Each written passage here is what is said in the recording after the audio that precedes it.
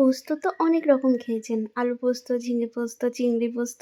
আজকে আপনাদের সাথে নতুন একটা পোস্ত রেসিপি শেয়ার করব। তো ১ম এই আমি এখানে ১/২ কাপ মুসুরির ডাল নিয়েছি। সেটা ভালো করে ধুয়ে ১/২ কাপ জল দিয়ে আমি একটা ডাল কৌটোর মধ্যে দিয়ে ভাতের সেদ্ধ বসিয়ে দেব। ওই সময়টা একটু বেঁচে গেল আরকি। এরপর শিলের মধ্যে ৩-৪ চামচ পোস্তর একটা মিহি পেস্ট বানিয়ে নেব। এরপর কড়াইয়ে সরষের তেল গরম করে নেব। সাথে দেব শুকনো লঙ্কা আর গোটা জিরে ফোড়নে। তারপর একটা পেঁয়াজ একটু ছোট করে কুচি করে রেখেছিলাম, সেটা দিয়ে হালকা লাল করে একটু ভেজে নেব।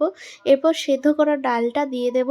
তার সাথে দেব স্বাদমতো লবণ আর ১/২ চামচ লাল লঙ্কার গুঁড়ো। আপনারা চাইলে এখানে কাঁচা লঙ্কাও ব্যবহার করতে পারেন, কিন্তু আজ আমার বাড়িতে ছিল না। এরপর বাটা পোস্তটা দিয়ে এটা আমি কন্টিনিউয়াস নাড়তে থাকবো যাতে কড়াইতে লেগে না যায়। ব্যাস, জলটা টেনে এলেই একদম রেডি আমাদের মুসুরকলাই পোস্ত। গরম গরম ভাতের সাথে খাবেন আর ওপর থেকে একটু কাঁচা সর্ষের তেল ছড়িয়ে দেবেন খাওয়ার সময়।